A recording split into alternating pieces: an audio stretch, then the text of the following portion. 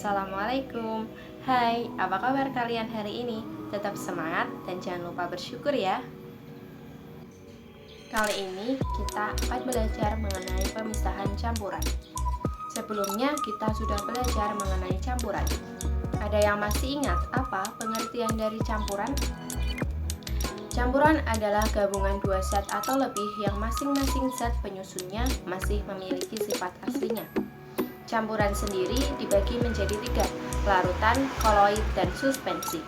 Masih ingat apa perbedaan larutan dengan suspensi? Larutan adalah campuran homogen yang zat penyusunnya sudah tidak dapat dibedakan lagi. Contohnya adalah gula pasir yang dilarutkan ke dalam air sehingga menjadi larutan gula. Sedangkan suspensi adalah campuran yang masih dapat dibedakan antar zat penyusunnya. Contohnya adalah kopi yang dilarutkan ke dalam air dan lama-kelamaan akan terbentuk endapan kopi pada dasar gelas. Mengenai pemisahan campuran, senyawa-senyawa yang sering kita temui dalam kehidupan sehari-hari ditemukan dalam keadaan tidak murni atau sudah tercampur dengan senyawa lain.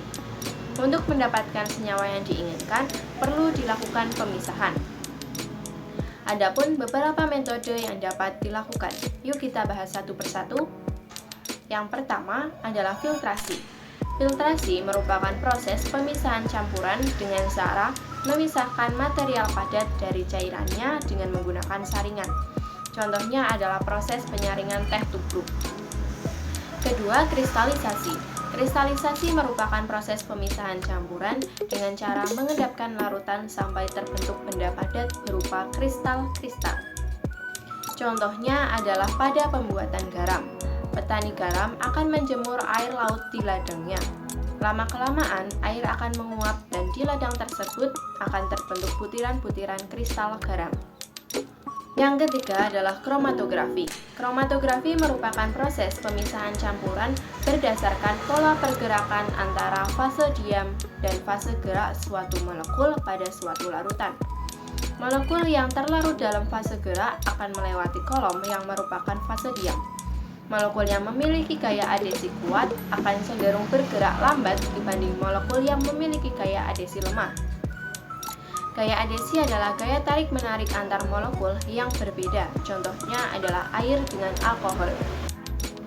Dalam kehidupan sehari-hari, kromatografi salah satunya dimanfaatkan untuk pengujian forensik.